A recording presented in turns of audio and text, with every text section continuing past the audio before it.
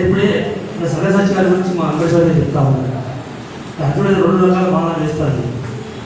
2 రకాల భావన చేయడం కంటే 2 రకాల ఆలోచన చేయడం ఇంకా 2 రకాల ఆలోచన ఆలోచనే ఉంటుంది. కానీ అట్లా కాదు, ఇది 2 రకాల ఆలోచన చేయాలి. సో సుజాత అనుసరించిన చాలా కష్టం, వాదన అనువాదించ కష్టం.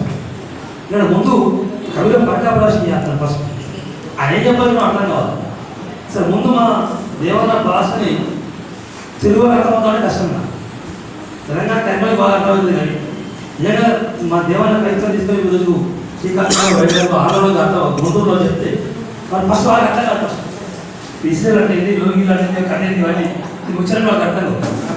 తెలుగు వారికి అర్థం కాని భాషలు, పదాలు, తెలంగాణకి ఆయుధమైన పదాలు యూనివర్సల్ లాంగ్వేజ్ ఇంగ్లీష్లో తీసుకొచ్చి దాన్ని చెప్పడం నిజంగా పెద్ద సాహసం. దాన్ని సరసాచిగా చాలా గొప్పగా